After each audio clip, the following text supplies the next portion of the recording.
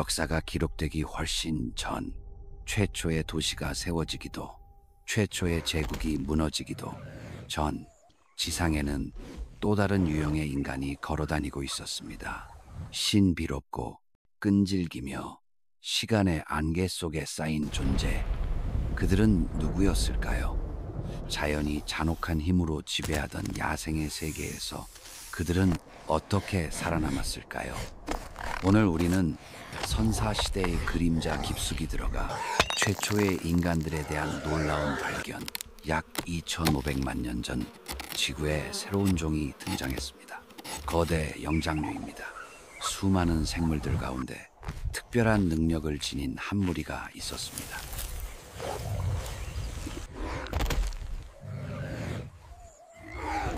그들은 우리 모두의 먼 조상이었습니다. 긴 진화의 과정을 거쳐 그들은 더 새롭고 발전된 종을 탄생시켰습니다.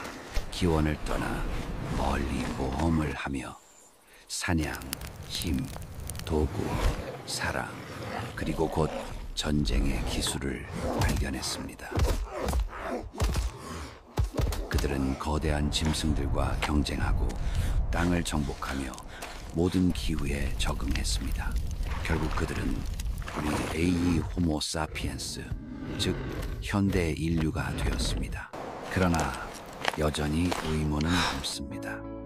우리의 계보는 어디서, 언제 진정으로 시작된 것일까요? 우리 중 최초의 인간은 누구였을까요?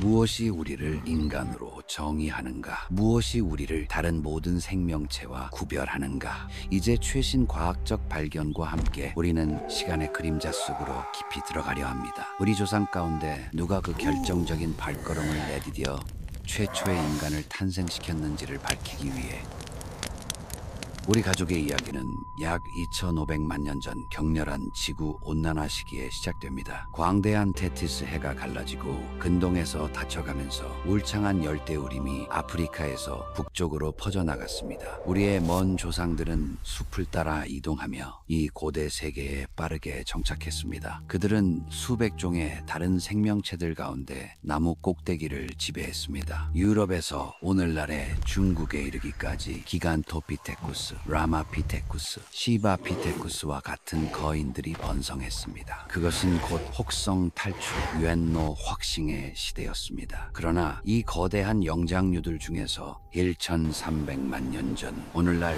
스페인에 해당하는 지중해 연안에는 울창하고 습한 열대우림이 있었습니다. 그곳에는 놀라운 능력을 가진 생물이 살고 있었습니다. 동물계의 고개사라 불린 피에롤라 피테쿠스입니다. 동물 세계는 그와 같은 존재를 본 적이 없었습니다. 이 거대한 유인원은 우리의 계보뿌리에 서 있습니다. 그러나 어떻게, 무엇이 그를 우리의 위대한 조상으로 만든 것일까요? 이제야 우리는 조금씩 이해하기 시작했습니다. 피에롤라는 나무 위에서 살며 주로 과일을 먹었습니다. 그는 가지 위를 자유롭게 움직이기에는 너무 무거웠기에 주로 매달려 지냈지만 때로는 두 다리로 똑바로 서기도 했습니다. 많은 사람들이 믿는 것과 달리 직립보행은 땅에서가 아니라 나무 위에서 먼저 발달했습니다. 이족 보행은 인간의 발명이 아니라 지 원숭이의 것이었습니다. 그리고 우리는 700만 년 뒤 다시 그 계보의 흔적을 줬습니다. 차드 호수의 기슭에는 투마이라 불린 존재가 살고 있었습니다. 아마도 현대 침팬지와 우리가 공유하는 공통 조상일 것입니다. 그들의 발명은 그들을 지구상에서 가장 위험하고 지적인 종 중 하나로 변화시키는 길로 이끌었습니다.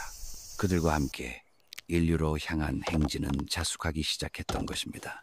투마이는 밤이 되면 여전히 나무 위에서 잠을 잤지만 낮 동안은 땅에서 시간을 보냈다. 이용할 수 있는 먹이의 종류는 훨씬 더 많아졌지만 그것을 얻는 일은 종종 어려웠다. 새로운 세대 가운데 두드러진 한 암컷이 있었다. 그녀의 모습은 변했지만 여전히 DNA를 통해 전해진 황금빛 눈을 간직하고 있었다. 그녀의 새끼는 아직 배워야 할 것이 많았다.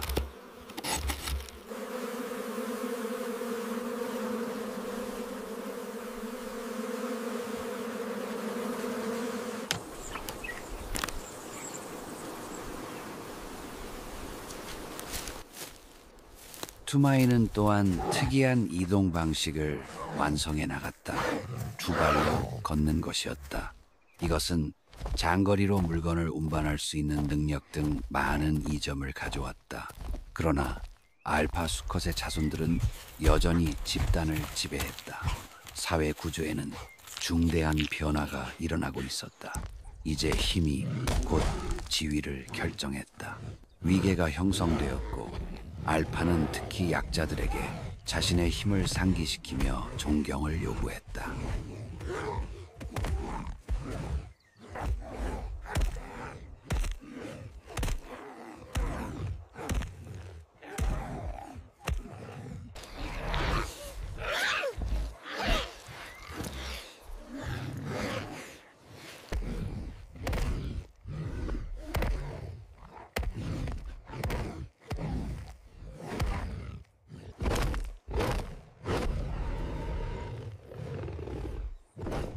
수컷이 지배하는 사회에서의 삶은 끝없는 경쟁의 순환이었다.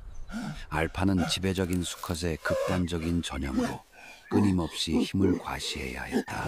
그러나 그는 폭력에만 의존하지 않았다. 잠재적인 동맹자와 우정을 쌓고 언젠가 자신에게 위협이 될 수 있는 수컷을 칭찬하며 영향력 있는 나이든 암컷들을 아첨했다. 그들의 호의는 유용할 수 있었기 때문이다. 동맹, 전략, 배신, 정복, 권력. 그러한 사회는 새로운 활동을 낳았다. 바로 정치였다.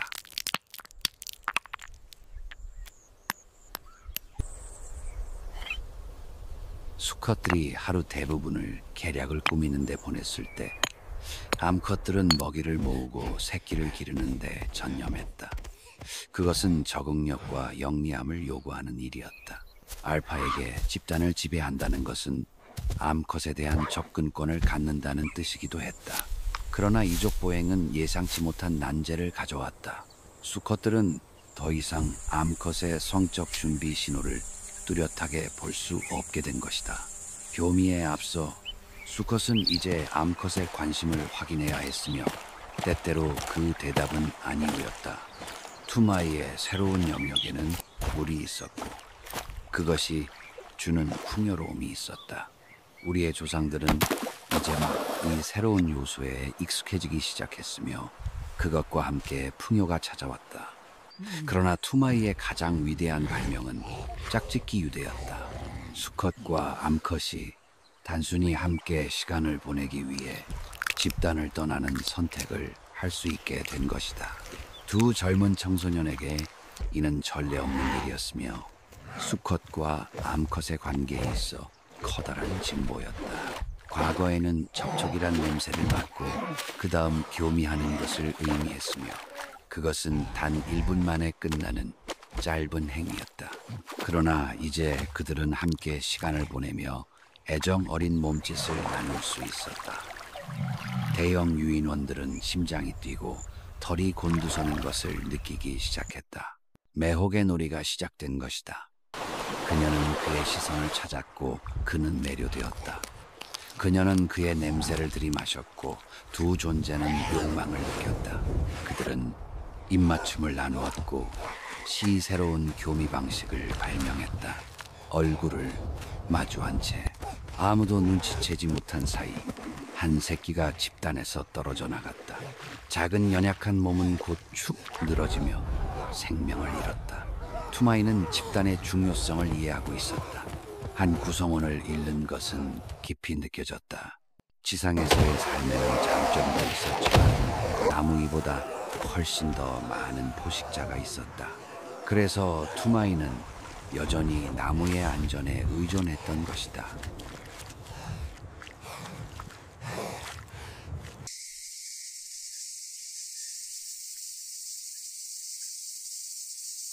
우리 조상들의 마음속에서는 무언가 낯선 것이 움트고 있었다.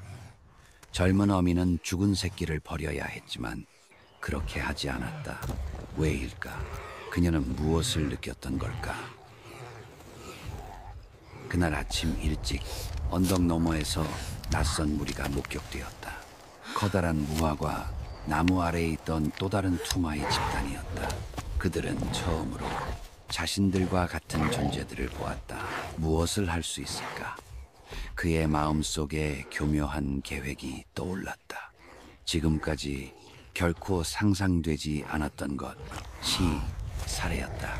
자신들과 같은 종을 죽이는 것이 의도적이고 계산적이며 조직적인 방식으로 다른 이들의 것을 빼앗기 위해 죽이는 것. 투마이들은 방금 전쟁을 발명한 것이었다. 그들은 새로운 영토를 차지했고 그곳에 열매가 가득 열린 나무와 암컷들을 손에 넣었다. 전쟁은 이점을 안겨주었다. 그때부터 알파의 무리가 그 땅을 지배하게 된 것이다. 젊은 어미는 여전히 죽은 새끼와의 고통스러운 유대에 매달리고 있었다. 현실을 받아들이기를 거부했는데 그것은 너무도 견딜 수 없었기 때문이다. 아기의 몸은 여전히 그 자리에 있었지만 생명은 이미 떠나 있었다. 한때 우리 안에 살아있던 것이 어찌 이토록 갑자기 사라질 수 있는가? 투마이는 죽음의 개념을 이해하기 시작했다. 삶의 상실, 존재의 부재를. 그들은 언젠가 자신들의 생도 끝난다는 것을 알았다. 슬픔과 혼란 속에서 그들은 잃어버린 동료의 몸 주위에 모여들어 시간과 공간 속에서 하나가 되었다. 이것이 새로운 무언가의 시작이었다. 최초의 장래 의식이었다. 오랫동안 우리는 죽음에 대한 의식이야말로 우리를 인간으로 만드는 것이라 믿어왔다. 더 이상은 아니다. 오늘날 우리는 이 지식이 침팬지를 포함한 많은 다른 종들과 공유된다는 것을 안다.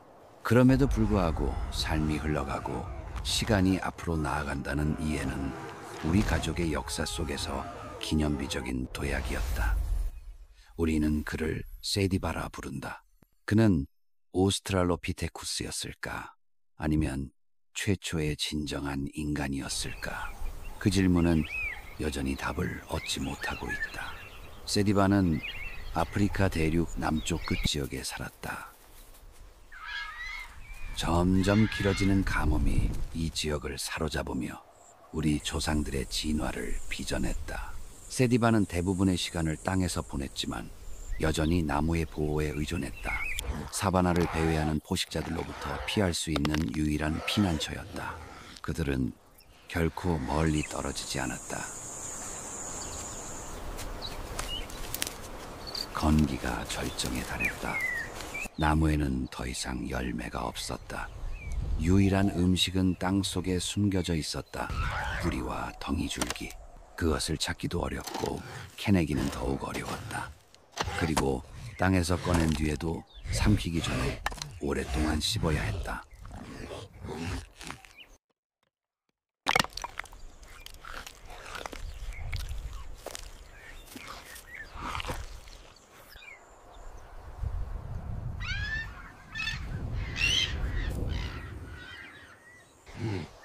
오스트랄로피테쿠스 한 쌍이 조용히 독수리의 흔적을 따라갔지만 우두머리는 그들을 발견하고 화를 내며 차갑고 날카로운 눈으로 더 이상 발걸음 내딛지 말라고 경고했습니다. 수컷과 암컷은 갑자기 독수리 떼에게 달려들었고 날갯짓하는 소란스러운 소리가 하늘을 뒤덮었습니다. 마침내 그들은 귀중한 먹이를 훔쳤습니다.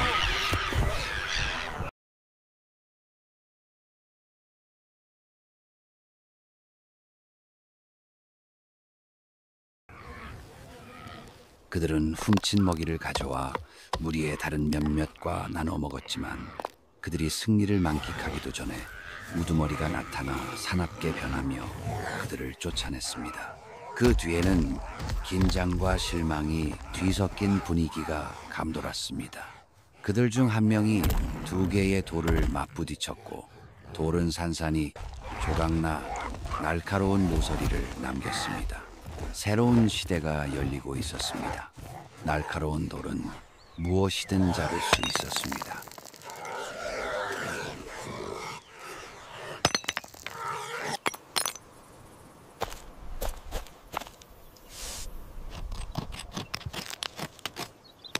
우리 이야기의 다음 주인공은 비길대 없는 탐험자 호모 에렉투스다. 500만 년 전 아메리카 대륙이 충돌하며 멕시코 만류가 형성되었다. 이 따뜻한 해류는 멕시코만에서 북극으로 열을 실어 나른 뒤 심해로 가라앉으며 지구의 기후를 재편했다. 빙상이 형성되었고 지구는 차가워졌으며 빙하기가 시작되었다. 사하라의 푸른 평원은 말라버렸다. 200만 년 전 초식 동물의 무리들이 새로운 초원을 찾아 아프리카를 떠났다. 호모 에렉투스는 그들을 뒤따랐다. 어떤 조상들은 유럽으로, 다른 이들은 아시아로 향했다. 그들은 산맥을 넘고 사막을 건너며 숲과 습지를 지나갔다. 상상할 수 없는 거리를 미지의 세계로 여행하며 앞선 세대들로부터 물려받은 정복의 정신에 이끌려 나아간다.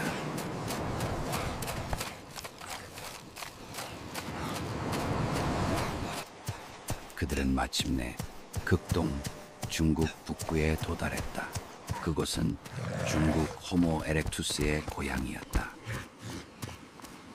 그들의 몸은 지구력이 뛰어나도록 만들어졌다.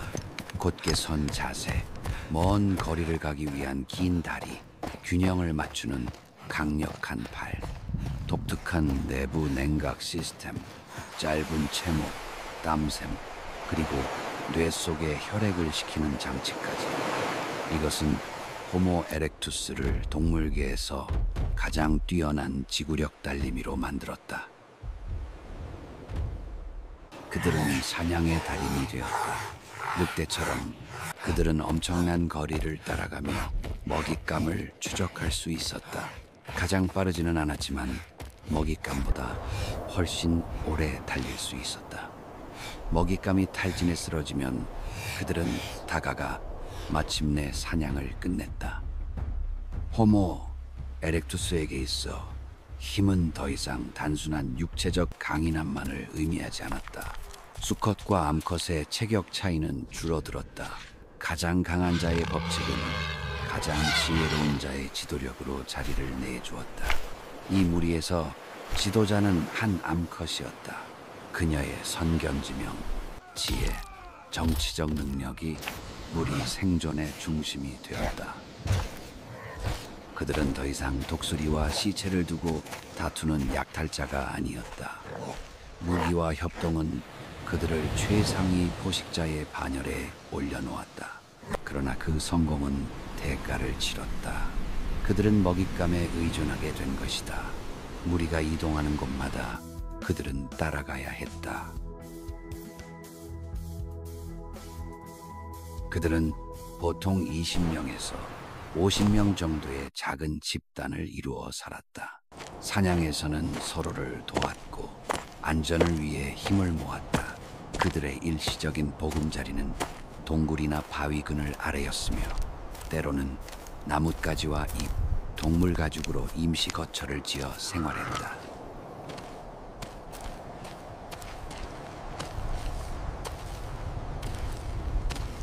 협력과 음식의 나눔은 혹독한 유목 생활에 적응하도록 도운 핵심 요소였다. 계절이 바뀌어 환경이 변하면 그들은 임시 거처를 떠나 물과 식물이 더 풍부한 지역으로 이동했다.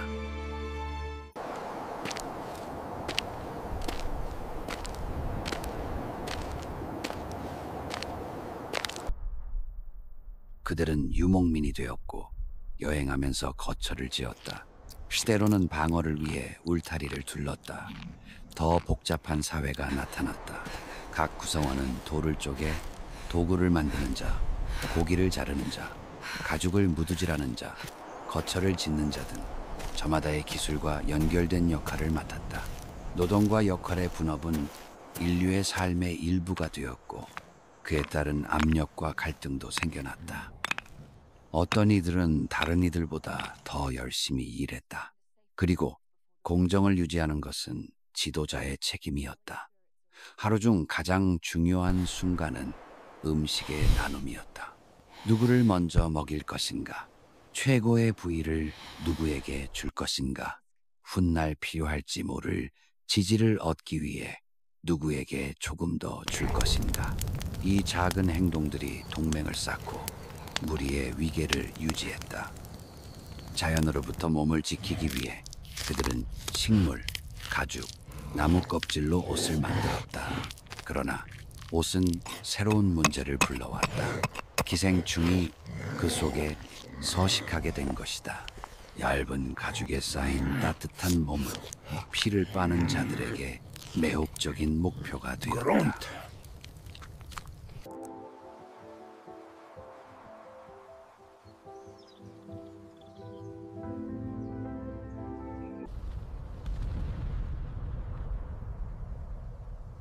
그들은 더 이상 과거처럼 포식자를 두려워하지 않았다. 그러나 새로운 적이 나타났다. 더 작고 더 집요하며 똑같이 치명적인 존재였다.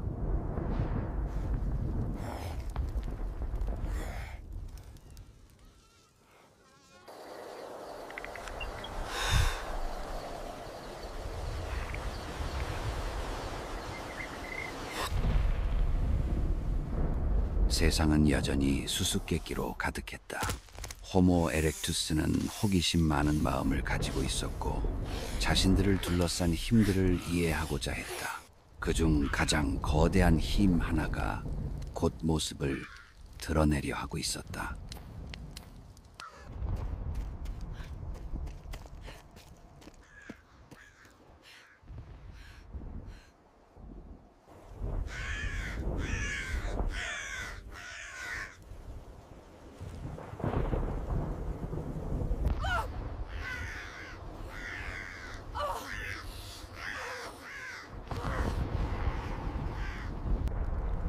그것은 아무 예고 없이 찾아왔다.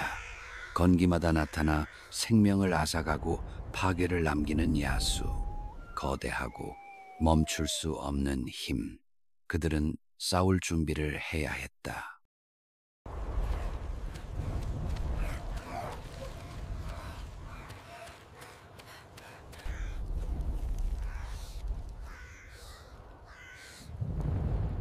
There. We make our stand.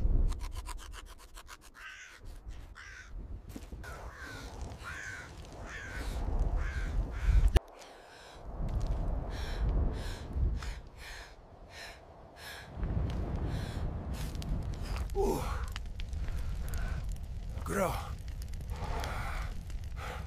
그라.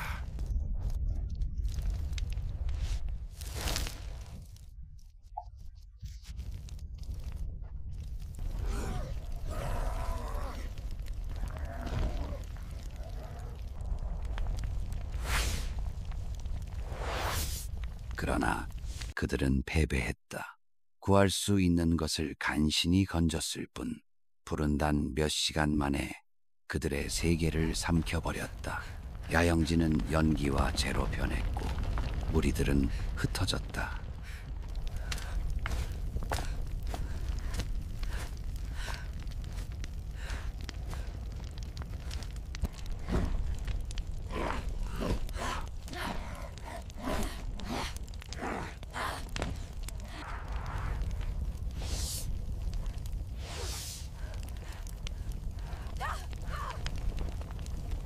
Go now! I will follow!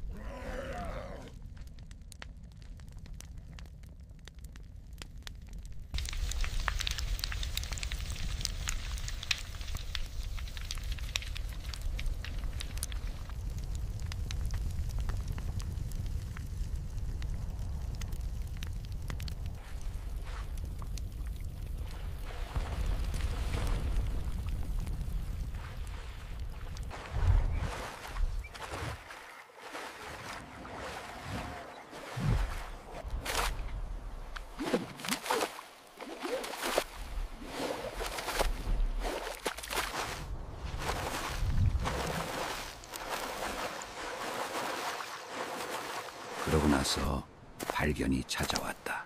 공기 속에 퍼지는 이상하고 강렬한 냄새. 무언가 맛있는 것. 한 동물이 불에 갇혀 있었다. 그 고기는 부드럽고 향기로우며 그들이 지금껏 맛본 적 없는 것이었다.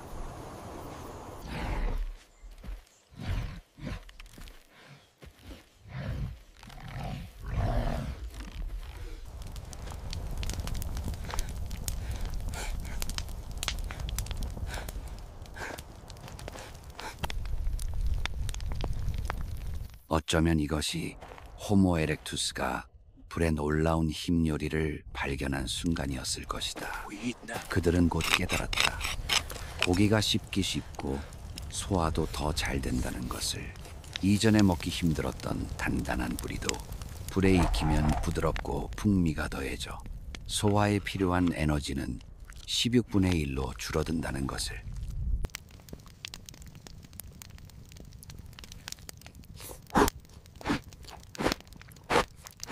이것은 혁명이었다. 조리된 음식은 턱 근육을 줄어들게 하여 더 큰 뇌를 위한 공간을 열어주었다. 우리의 발걸음은 더 가벼워졌고 생각은 더 날카로워졌다.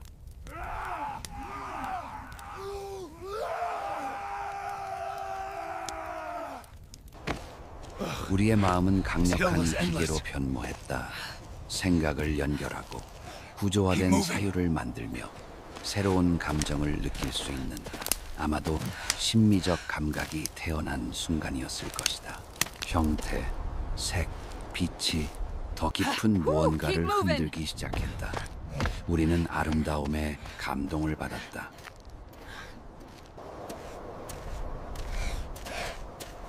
그러나 불은 더섭었다. 모두가 그 맛있는 맛을 꿈꿨지만 본질적인 요소, 이 불꽃 그 자체가 없었다.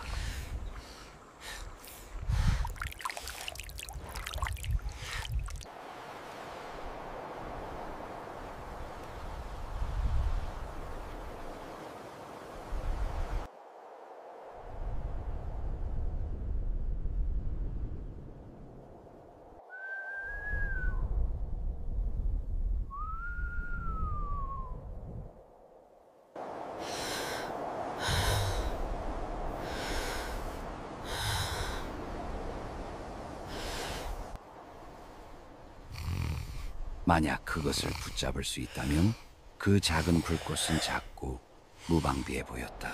어쩌면 잡을 수 있을지도 모른다.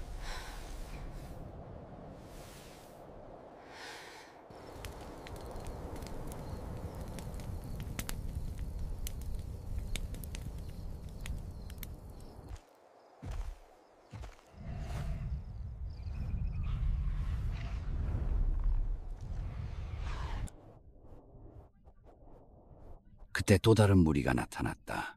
그들은 그 야수를 손에 넣고 있었다. 이 새로운 세상에서 그보다 더 귀중한 것은 없었다.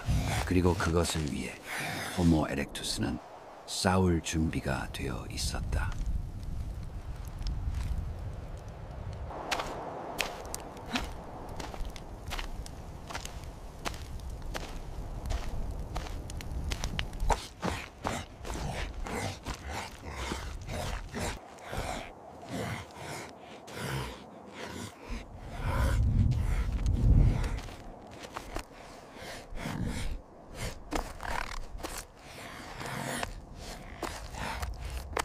그들은 가지지 못한 것을 차지하기 위해 전쟁을 준비했다.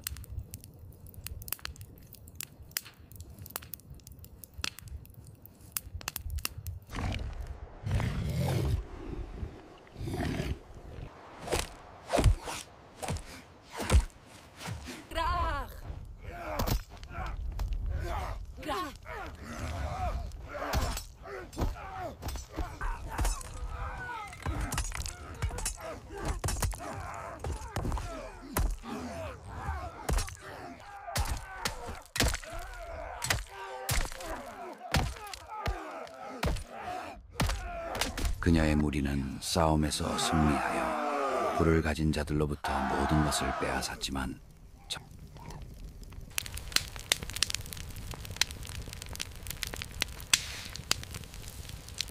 정작 그들 자신은 그것을 사용하는 방법을 알지 못했다. 새 부족의 족장은 그들에게 가르침과 인도를 주었다.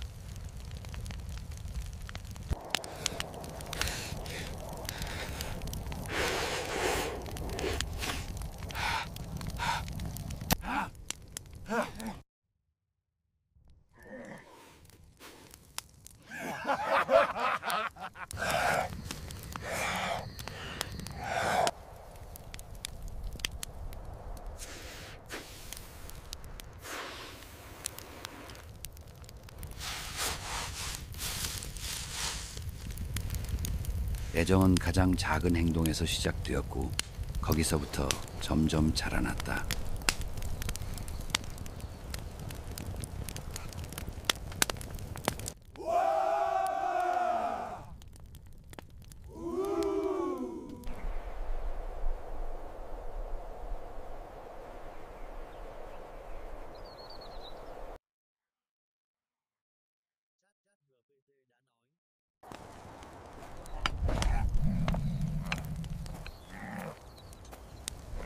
시청해 주셔서 감사합니다.